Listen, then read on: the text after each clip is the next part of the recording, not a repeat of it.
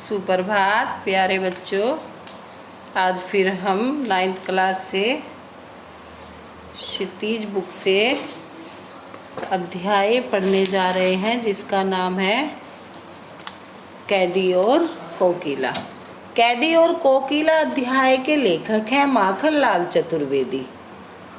और माखनलाल चतुर्वेदी उस समय का वर्णन करते हैं जब हमारा देश गुलाम हुआ करता था। जीवन परिचय देखेंगे। माखनलाल चतुर्वेदी। माखनलाल चतुर्वेदी का जन्म मध्य प्रदेश के होशंगाबाद जिले के बाबई गांव में सन 1889 में हुआ। मात्र 16 वर्ष की अवस्था में वे शिक्षक बने। बाद में अध्यापन कार्य छोड़कर उन्होंने प्रभा पत्रिका का संपादन शुरू किया। वे देशभक्त कवि एवं प्रखर पत्रकार थे। उन्होंने कर्मवीर और प्रताप का भी संपादन किया। सन 1968 में उनका देहांत हो गया। हिम किरीटनी, साहित्य देवता, हिम तरिंगिणी, वेणु लो गूंजे धरा उनकी प्रमुख कृतियां हैं। उन्हें पद्म भूषण एवं साहित्य अकादमी पुरस्कार से सम्मानित किया गया है। माखनलाल चतुर्वेदी की रचनाएं राष्ट्रीय भावना से युक्त हैं। उसमें स्वतंत्रता की चेतना के साथ देश के लिए त्याग और बलिदान की भावना मिलती है। इसीलिए उन्हें एक भारतीय आत्मा कहा जाता है। इस उपनाम से उन्होंने कविताएं भी लिखी हैं। वे एक कवि कार्यकर्ता थे और स्वाधीनता आंदोलन के दौरान कई बार जेल गए। उन्होंने भक्ति, प्रेम और प्रकृति संबंधी कविताएं भी लिखी हैं। चतुर्वेदी जी कविता में शिल्प की तुलना में भाव को अधिक महत्व देते हैं। उन्होंने परंपरागत छंदबद्धता एवं तत्सम शब्दावली के स्थान पर बोलचाल की भाषा के साथ साथ उर्दू, फारसी के शब्दों का भी प्रयोग किया है। बिरतानी उपनिवेशवाद के शोषण तंत्र का बारीक विश्लेषण करती कैदी और कोकिला कविता बहुत लोकप्रिय रही है। यह कविता भारतीय स्वाधीनता सेनानियों के साथ जेल में किए गए दुर्व्यवहारों और यातनाओं का मार्मिक साक्ष्य प्रस्तुत करती है। कवि जेल में एकाकी और उदास है। कोकिल से अपने मन का दुख, असंतोष और बिरतानी शासन की सॉरी बेटा, ये बिरतानी नहीं है, ब्रिटिश है। सभी बच्चे ध्यान देंगे। जीवन परिचय में ये बिरतानी नहीं, ब्रिटिश है, यानी अंग्रेजी शासन। ब्रिटिश शासन के प्रति अपने आक्रोश को व्यक्त करते हुए वह कहता है कि यह समय मधुर गीत गाने का नहीं बल्कि मुक्ति का गीत सुनाने का है। कवि को लगता है कि कोयल भी पूरे देश को एक कारागार के रूप में देखने लगी है। कारागार जेल के रूप में देखने लगी है। इसीलिए अर्धरात्रि में चीख उठी है, मतलब आधी रात में बोल रही है। देखेंगे बेटा अध्याय। क्या गाती हो, क्या रह जाती हो, कोकिल बोलो तो, क्या लाती हो, संदेशा किसका है, कोकिल बोलो तो। माखनलाल चतुर्वेदी जो एक कोयल के माध्यम से इस सारी घटना का जो परतंत्र काल में उन्होंने महसूस किया जेल के अंदर रहकर, उसी को बताते हैं। क्या गाती हो, क्या रह जाती हो, कोकिल बोलो तो, क्या लाती हो, संदेशा किसका है, कोकिल बोलो तो यहाँ देखेंगे कोकिल यानी कोयल, रह जाती हो, कहते कहते चुप हो जाती हो, मतलब तुम कौन सा संदेशा किस तरह से लाती हो और बार बार कहकर चुप हो जाती हो, तुम ऐसा क्या लाती हो। तो माखनलाल चतुर्वेदी जी कहते हैं कि हे कोयल, तुम इस काली आधी रात में क्या गा रही हो, क्या तुम्हारे हृदय में कोई गंभीर बात है जो तुम कहना चाहती हो और किसी कारण से या किस कारण से कह नहीं पाती हो। तुम्हारे जो कंठ है, ये तुम्हारा कंठ आते आते तुम्हारी बात, कंठ से आते आते तुम्हारे मुंह पे रुक जाती है। आखिर तुम किस दुविधा में हो? तुम कैसा संदेश लेकर आती हो और क्या कहना चाहती हो? मैं सुनना चाहता हूँ। मेरे हृदय में तुम किस प्रकार के भाव भरना चाहती हो? हे कोयल, ये प्रेरणा भरा संदेश तुम किसे देना चाहती हो और किसका लाती हो और कहाँ से तुम मेरे पास आई हो? तुम मुझे अपनी बात स्पष्ट रूप से कह सकती हो। ऐसा लेखक किससे कहता है बेटा? कोयल से। आगे देखेंगे। ऊंची काली दीवारों के घेरे में, डाकू चोरों बटमारों के डेरे में, जीने को देते नहीं पेट भर खाना, मरने भी देते नहीं तड़प रह जाना। जीवन भर अब दिन रात कड़ा पहरा है, शासन है या तम का प्रभाव गहरा है। हिमकर निराश कर चला रात भी काली, इस समय काली माँ मई जगी क्यों वाली? क्यों हूक पड़ी वेदना बोझ वाली सी, कोकिल बोलो तो। क्या कहती है कोयल? कि तुम बोलो। नहीं, लेखक कहता है कि हे कोयल, तुम अपने मन की बात मुझसे कहो। क्या कहो? सुनो। ऊंची काली दीवारों के घेरे में, हे कोयल, ये जो दीवारें हैं ना, ये बहुत ऊंची ऊंची है। इस जो जेल की दीवारें हैं वे बहुत ऊंची है और तुम इन दीवारों के पास आती हो। ऊंची दीवारों के बीच में घना अंधेरा छाया हुआ है जहाँ तुम मेरे पास आ रही हो और मैं यहाँ इन चोर डाकू बटमार कौन होता है? रास्ते में जा रहे लोगों को लूटने वाले, बंदूक का जो पिछला हिस्सा अर्थात बट से प्रहार करने वाला डाकू। जैसे कोई जाता है और पीछे से जो भारी वाला हिस्सा होता है लकड़ी का, उसको उसके मतलब जिसको लूटना होता है उसको मार देता है। तो लेखक कहता है कि यहाँ ऊंची काली दीवारों के घेरे में जो दीवारें सीलन से सड़ गई है और मैं तो यहाँ घिरा हुआ हूँ इन चोरों बटमारों डाकुओं के डेरे में। ये मुझे जीने नहीं देते, ना ही पेट भर मुझे खाना देते हैं, मरने भी मुझे नहीं देते हैं। इसीलिए मैं यहाँ तड़प तड़प कर जी रहा हूँ। इनके बीच में मेरी बहुत बुरी दशा है। जीवन पर अब दिन रात कड़ा पहरा है और मेरा जैसा ये जीवन कट रहा है इस पर इन लोगों का बड़ा कड़ा पहरा दिन रात रहता है। शासन है या तम का प्रभाव गहरा? अरे मैं ये सोच कर ही परेशान हूँ, हैरान हूँ। ये ब्रिटिश सरकार यानी अंग्रेजी सरकार का शासन है या एक बहुत बड़ा गहरा अंधकार है? हिम कर निराश कर चला रात भी काली। कवि फिर कहता है कि चंद्रमा भी अब, हिमकर बेटा चंद्रमा भी अब शीतलता प्रदान करने हेतु आकाश में नहीं दिखाई देता, हेतु के लिए या दिखाई नहीं देता। रात बड़ी घनी और अंधेरी है, काली है, मतलब आशा की कोई किरण दिखाई नहीं देती। मानो सारे रास्ते बंद हो चुके हैं। इस समय काली मामई जगी क्यों आली? हे कोयल, इस अंधेरी रात में, इन निराश भरे अक्षणों में तुम क्यों जाग रही हो? तुम्हारे जागने का क्या अर्थ है? और स्वयं जागकर औरों को क्यों जगाती हो? क्यों तुम अपनी आवाज़ से औरों को भी जगा रही हो? क्यों हूक पड़ी वेदना बोझ वाली सी कोकिल बोलो तो? बड़े करुणामयी आवाज़ में, वेदना भरी बोली में लेखक ये सब कहता है। किसके लिए? कोयल के। आगे देखेंगे बेटा।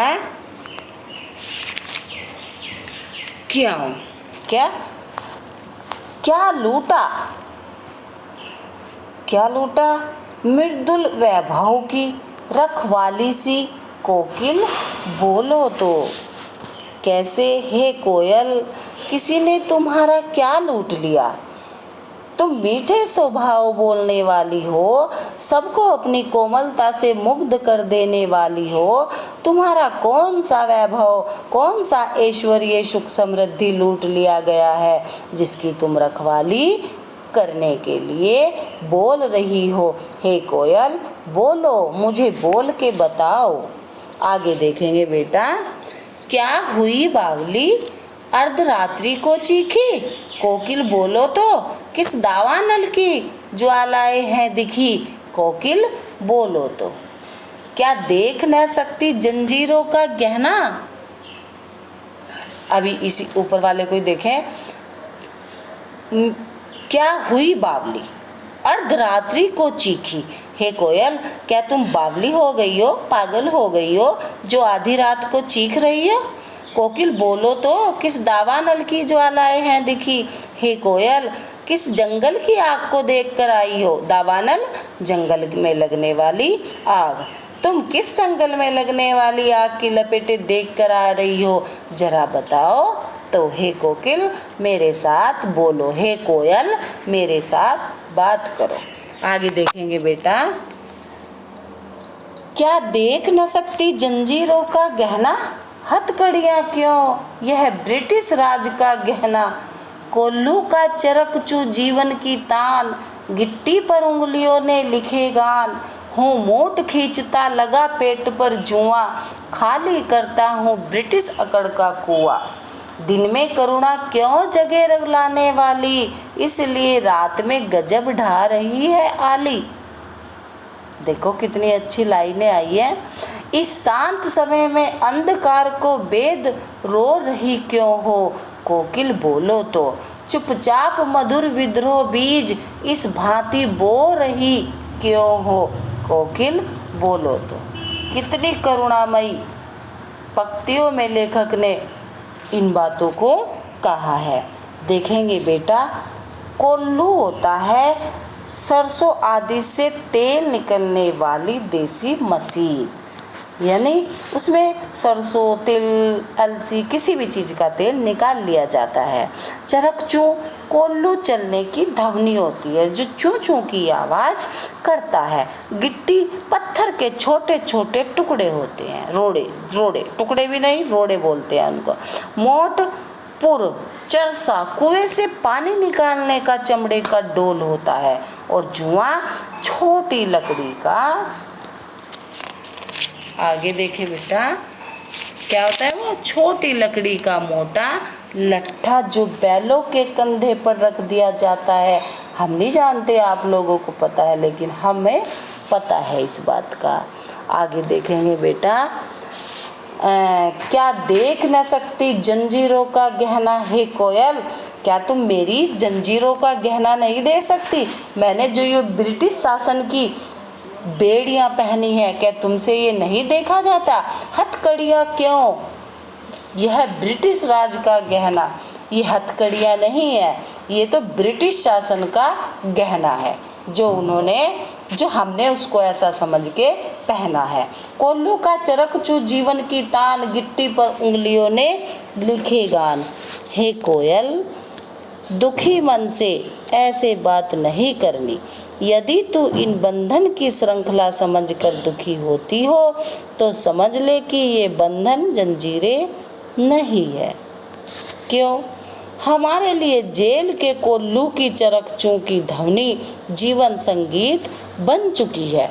जब हमें इस ब्रिटिश शासन के अंधकार से इस जेल में ही रहना है तो अब तो हमारे लिए ये संगीत बन चुका है। गिट्टी पर उंगलियों ने लिखे गान।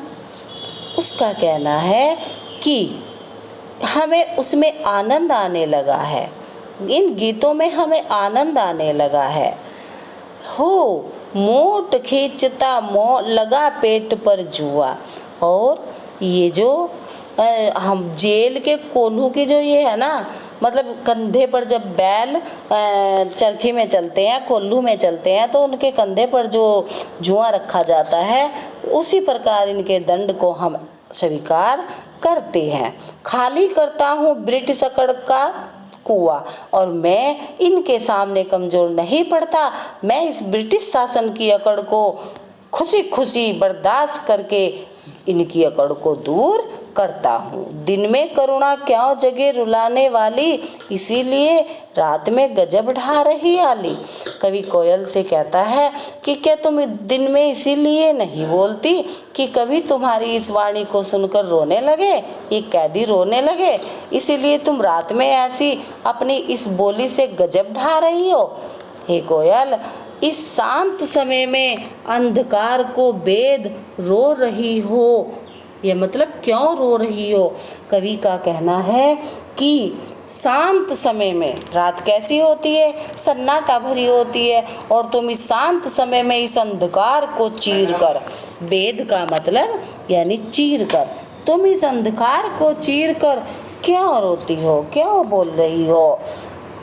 चुपचाप मधुर विद्रोह बीज इस भांति बो रही क्यों हो, कोकिल बोलो तो कवि का कहना है कि तुम इस तरह ये विद्रोह का बीज क्यों बो रही हो?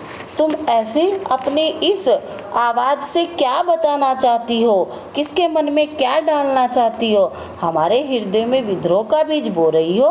क्या तुम हमें विद्रोह की प्रेरणा देने के लिए चीख रही हो? कोकिल बोलो तो कि क्या तुम हमें इनकी जेल में रहकर विद्रोह का बीज बोने के लिए कहती हो? तो कवि ऐसा कोयल से कह रहे हैं। आगे देखेंगे बेटा। काली तो रजनी भी काली, शासन की करनी भी काली, काली लहर कल्पना काली, मेरी काल कोठरी काली, टोपी काली कमली काली, लोह मेरी लोह श्रृंखला काली, पहरे की हूँ कुर्ती ब्याली, तिस पर है गाली हे आली। है ना, देखा? इस काले संकट सागर पर मरने की मदमाती, कोकिल बोलो तो। कितनी अच्छी पंक्तियाँ आई है बेटा, ध्यान दीजिए। काली तो रजनी भी काली, रजनी क्या होती है? रात। क्या होती है रजनी? रात। और शासन वही ब्रिटिश शासन सरकार, अच्छा सत्ता, है ना। और करनी कार्य, और काल कोठरी कारागार, जो छोटी सी कोठरी होती है और अंधेरा उसमें करके रखते हैं। कमली कंबल होता है, और लोहे श्रृंखला लोहे की जंजीर, और हुंकृति हुंकार, एक बड़ी हुंकार होती है। और बेटा ये तिस पर, तिस का मतलब उससे भी बढ़कर, उसको कहा है कि उससे भी बढ़कर, मदमाती यानी मस्ती से भरी पगलाई सी हैं, तुम पगलाई सी फिरती हो, ऐसा बोलती हुई। अब देखेंगे। काली तो रजनी भी काली, हे कोयल तो भी काली है, ये रात भी काली है, शासन की करनी भी काली, और इस अंग्रेजी शासन के कार्यकारिणी भी काली है।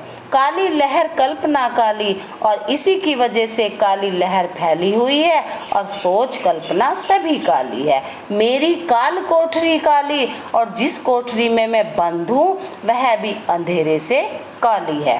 टोपी काली कमली काली, मेरी टोपी भी काली है, और ये कंबल भी काला है। मेरी लोह श्रृंखला काली, हे कोयल ये मेरी हाथों में जो बेड़ियाँ पड़ी है ना, ये भी काली है। पहरे की हुंकारती ब्याली, और जब ये अंग्रेज पहरा देते हैं और जिस हुंकार से बोलते हैं वह भी काली ही काली है, मतलब बोलने की उनकी आवाज़ भी काली है। नागिन जैसी है बयाली, नागिन जैसी काली है, तिस पर है गाली ए आली, उससे भी बढ़कर गाली है। हे कोयल तुम क्या इन्हें मस्त मद यानी मदमस्त होकर गाली देती हो क्या? आगे। इस काले संकट सागर पर मरने की मदमाती कोकिल बोलो तो, फिर तुम इस काले संकट पर, ये जो काले संकट का सागर है, क्या तुम भी इस पर मरने के लिए तैयार हो, मस्ती से भरी हो, पगली हो? कोयल बोलो तो, और मैं ये सुनना चाहता हूँ, तुमसे बातें करके इस बात को पूछना चाहता हूँ। तो ऐसा कवि बोलते हैं। आता आया बेटा समझ में? अब आपको इसी तरह पढ़ना है और इसको समझना है। आगे देखो, क्यों कर हो तैराती कोकिल बोलो तो। हे कोयल, तुम किस बात पर इतना क्या करती हो? तुम इस बात पर क्यों इतना इतराती हो? कोयल बोलो तो, है ना। आगे देखेंगे नेक्स्ट पैरा। तुझे मिली हरियाली डाली, मुझे नसीब कोठरी काली। माखनलाल चतुर्वेदी जी इन पंक्तियों में अपनी दशा और कोयल की दशा का वर्णन कर रहे हैं। तुझे मिली हरियाली डाली, मुझे नसीब कोठरी काली। हे कोयल, तुझे तो हरियाली डाली मिली है, तुझे उस पे बैठना चाहिए। मुझे ये काली कोठरी नसीब हुई है। तेरा नभ भर में संचार, मेरा 10 फुट का संसार। उनका कहना है कि हे कोयल, तू पूरे आकाश में फैल सकती है, घूम सकती है, और मैं इस 10 फुट के संसार में ही रह सकता हूँ। इसलिए तेरी और मेरी जीवन लीला अलग है। तेरे गीत कहा है वहाँ, रोना भी है मुझे गुनाह। कोयल, तुम अगर अपने मुंह से मीठे मीठे गीत गाती हो तो सभी वाह वाह करते हैं। क्या कहते हैं? कोयल बड़ा प्यारा बोलती है, और मैं इस दुखद स्थिति में रहकर अगर रोता भी हूँ तो वह गुनाह मान लिया जाता है, उसके बदले मुझे सजा मिलती है। देख विषमता तेरी मेरी, बजा रही तिस पर रणभेरी। हे कोयल, ये विषमता मतलब अलग अलग। क्या होगा बेटा विषमता? अलग अलग, अंतर है। असमानता में तेरी और मेरी समानता में अंतर है। तुम अलग हो और मैं अलग हूँ, इसीलिए बजा रही तिस पर रणभेरी। मुझे ऐसा लगता है कि तुम इस पर युद्ध का संकेत बजा रही हो। ऐसा मत करो। इस हुंकरती पर अपनी कीर्ति से और कहो क्या कर दूं। कोकिल बोलो तो। हे कोयल, तुम बोलो अपने हुंकार से इस कर्म की रचना और कैसे कर दूं। मुझे बताओ, क्या मोहन के व्रत पर प्राणों का आसव किसमें भर दूं। क्या कहा गया है? मोहन के व्रत पर प्राणों का आसव किसमें भर दूं। कोकिल बोलो तो। मोहन नाम आया है यहाँ महात्मा गांधी से। किससे आया है? महात्मा गांधी से। मोहन का क्या व्रत था? महात्मा गांधी का क्या व्रत था? कि अपने देश को स्वतंत्रता दिलानी है, अपने देश को आज़ाद करना है। प्राणों का आसव किसमें भर दूं, तो इसीलिए मैं चाहता हूँ कि मैं अपने जो जीवन का रस है, मदिरा है, आसव रस मदिरा, मैं वह किस में भर दूं, किस में भर दूं, कितने लोगों में भर दूं। हे कोयल, यानी उस स्वतंत्रता पाने की होड़ को मैं कितने मनुष्यों में भर सकता हूँ। हे कोयल बोलो तो मैं चाहता हूँ कि वो कार्य तुम करो। हे कोयल बोलो तो। आगे देखेंगे बेटा, प्रश्न अभ्यास देखेंगे। पहला प्रश्न है, कोयल की कूक सुनकर कवि की क्या प्रतिक्रिया थी। आंसर देखें। कोयल की कूक सुनकर कवि को लगता है कि कोयल संदेश लेकर आई है, संदेश विशेष है, तभी वह अर्धरात्रि में आई है, नहीं तो सुबह की प्रतीक्षा करती। प्रश्न नंबर 2 देखेंगे। कवि ने कोकिल के बोलने के किन कारणों की संभावना बताई। उत्तर देखें। कवि ने कोकिला के बोलने के निम्नलिखित कारणों की संभावना बताई है। नंबर 1, कोकिला कोई संदेश देना चाहती है। नंबर 2, उसे कोई समस्या है। नंबर 3, समस्या गंभीर है, मतलब अत्यंत गंभीर है, इसीलिए वह सुबह होने की प्रतीक्षा नहीं कर पाती। नंबर 4, कोकिला को लेखक की जंजीरों को देखकर दया आती है और वह उन्हें खोलना चाहती है। नंबर 5, रात की कालीमा के सहारे अपने काले कष्ट को दूर करना चाहती है। प्रश्न नंबर 3 देखेंगे। किस शासन की तुलना तम के प्रभाव से की गई है और क्यों। उत्तर, अंग्रेजी शासन की तुलना कवि ने अंधकार के प्रभाव से की है, क्योंकि अंग्रेजी सरकार की कार्य प्रणाली अंधकार की किस तरह काली है, अंधकार की तरह। यहाँ अन्याय अंधकार का प्रतीक है, क्योंकि अंग्रेजों की शासन प्रणाली अन्यायपूर्ण थी। प्रश्न नंबर 4, कविता के आधार पर पराधीन भारत की जेलों में दी जाने वाली यंत्रणाओं का वर्णन कीजिए। उत्तर देखें, कविता के आधार पर हम यह कह सकते हैं कि तत्कालीन समाज में अंग्रेजों द्वारा भारतीय कैदियों को तरह तरह की यातनाएं दी जाती थी। जैसे उन्हें अंधेरी कोठरी में जंजीरों से बांधकर रखा जाता था। उस कोठरी का क्षेत्र बहुत सीमित होता था, वहाँ कैदियों का रहना मुश्किल था तथा इस काल कोठरी में रोना भी गुनाह था। ऐसा करने से अंग्रेजों द्वारा सजा दी जाती थी। आगे देखेंगे बेटा, प्रश्न नंबर 5, भाव स्पष्ट कीजिए। मृदुल वैभव की रखवाली सी कोकिल बोलो तो हूँ मोट खींचता लगा पेट पर जुआ खाली करता हूँ ब्रिटिश अकड़ का कुआ। क का उत्तर है मृदुल वैभव की रखवाली से। यहाँ कवि का तात्पर्य कोयल की मीठी तथा कोमल आवाज से है। उसकी आवाज में मिठास होने के बाद भी जब वह वेदनापूर्ण आवाज में चीख उठती है तो कवि उससे उसकी वेदना का कारण पूछता है। ख का उत्तर देखेंगे, अंग्रेजी सरकार कवि से पशुओं के समान परिश्रम करवाते हैं। कवि के पेट पर जुआ बांधकर कुएं से पानी निकाला जाता है, परंतु इससे भी वे दुखी नहीं होते तथा अंग्रेजी सरकार के षड्यंत्र को विफल कर उनकी अकड़ को समाप्त करते हैं। प्रश्न नंबर 6 देखेंगे,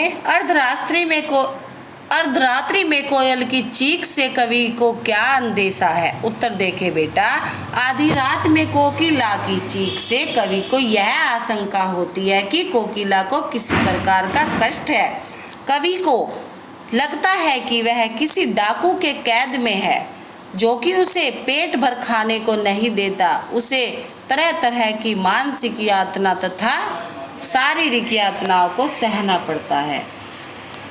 प्रश्न नंबर 7 देखेंगे, कवि को कोयल से ईर्ष्या क्या हो रही है। उत्तर देखें, कवि को कोयल से ईर्ष्या हो रही है। इसका सबसे बड़ा कारण कोयल की स्वतंत्रता तथा कवि की पराधीनता है। कवि अंग्रेजी सरकार की काल कोठरी में बंद है, परंतु कोयल हरियाली डाली पर रहती है। वह पूरे आकाश में स्वतंत्र उड़ सकती है, परंतु कवि की दुनिया काल कोठरी के अंधकारमय जीवन में सिमट कर रह गई है। कोयल गीत गाकर अपनी खुशी जाहिर कर सकती है, परंतु कवि के लिए रोना भी गुनाह है जिसकी उसे सजा मिल रही है। प्रश्न नंबर 8 देखेंगे, कवि के स्मृति पटल पर कोयल के गीतों की कौन सी मधुर स्मृतियां अंकित है जिन्हें वह अब नष्ट करने पर तुली है। उत्तर देखें बेटा, कवि के स्मृति पटल पर कोयल के गीतों की कुछ मधुर स्मृतियां अंकित हैं। कोयल हरी डाली पर बैठकर अपनी मधुर वैभवशाली आवाज से संपूर्ण सृष्टि को अलंकृत करती है। उसके मधुर गीतों से उसकी खुशी झलकती है। वह स्वतंत्रता पूर्वक अपना गीत गाती है, परंतु अब वह अपनी इन विशेषताओं को नष्ट करने पर तुली है। वह बावली सी प्रतीत हो रही है। प्रश्न नंबर 9 देखेंगे, हथकड़ियों को गहना क्यों कहा गया है। कवि ने हथकड़ियों की तुलना गहनों से की है, क्योंकि भले ही यह कवि के लिए हथकड़ी है, परंतु वह ब्रिटिश सरकार द्वारा दी गई पराधीनता है। यह ब्रिटिश राज का प्रतीक है जो अंग्रेजों द्वारा पहनाया गया है। काली तू ए आली, इन पंक्तियों में काली शब्द की आवर्ती उत्पन्न चमत्कार का विवेचन है। उत्तर दीजिए। उत्तर है, इन पंक्तियों में कवि ने कुल 9 बार काली काली शब्द का प्रयोग किया है। यहाँ काली शब्द का प्रयोग कई अर्थों में किया गया है। कहीं इसकी तुलना ब्रिटिश सरकार की काली करतूत से की गई है, कहीं यह वातावरण की काली माँ का प्रतीक है, तो कहीं इसका अर्थ निराशा के रूप में किया गया है। प्रश्न नंबर 11 देखें। काव्य सौंदर्य स्पष्ट कीजिए। किस दावानल की ज्वालाएं हैं दिखी तेरे गीत कहावे, वहाँ रोना भी है मुझे गुनाह, देख विषमता तेरी मेरी बजा रही तिस पर रणभेरी। उत्तर देखें। यहाँ कवि कोयल की वेदना पूर्ण आवाज पर अपनी आशंका व्यक्त कर रहा है। अपनी प्रसात्मक शैली से कष्ट का अनुभव, कोयल के कष्ट का अनुभव लगा रहा है। कवि ने बिंबात्मक शैली का प्रयोग किया है। भाषा में सहजता तथा सरलता है। आगे ख का उत्तर देखेंगे। प्रस्तुत काव्य पंक्तियों में कवि ने अपने तथा कोयल के जीवन की विषमताओं की ओर संकेत किया है। कवि ने तुकबंदी का प्रयोग किया है, अपनी तथा कोयल के जीवन की तुलना की है तथा सरल भाषा का प्रयोग किया है। प्रश्न नंबर 12 देखेंगे। कवि जेल के आसपास अन्य पक्षियों को मतलब चहकता भी सुनता है होगा, लेकिन उसने कोकिला की ही बात क्यों की है? बड़ा अच्छा प्रश्न है। उत्तर देखें। यहाँ कोकिला भारत माता का प्रतीक है। कोकिला रात के समय में नहीं बोलती, उसकी आवाज़ से कवि को वेदना की अनुभूति होती है। कवि को लगता है कि भारत माता दुखी है, अतः रात को उसका इस प्रकार के करुण स्वर में गाना आने वाले किसी संकट का प्रतीक है। कोकिला की आवाज़ अन्य पक्षियों से अधिक मधुर तथा भिन्न है, इसलिए कवि ने कोकिला की ही बात कही है। प्रश्न नंबर 13 देखेंगे। आपके विचार से स्वतंत्रता सेनानियों और अपराधियों के साथ एक सा व्यवहार क्यों किया जाता होगा? उत्तर देखें। ब्रिटिश सरकार स्वतंत्रता सेनानियों तथा अपराधियों में कोई अंतर नहीं समझती थी। ब्रिटिश सरकार ने भारतीयों के अधिकार को छीन लिया था, अतः अपने अधिकारों की प्राप्ति तथा भारतवासियों को आज़ादी दिलाने के लिए स्वतंत्रता सेनानियों ने बहुत संघर्ष किया। भारतीयों पर अपना वर्चस्व कायम रखने तथा स्वतंत्रता सेनानियों के मनोबल को तोड़ने के लिए वे स्वतंत्रता प्रेमियों तथा अपराधियों के साथ एक सा व्यवहार करते थे। तो बेटा, आपको इस अध्याय का कार्य पूरा करवा दिया गया है। स्वच्छता और शुद्धता के साथ सभी बच्चे करेंगे। कोई त्रुटि कहीं पर लगे तो फ़ोन कर पूछ सकते हैं। धन्यवाद।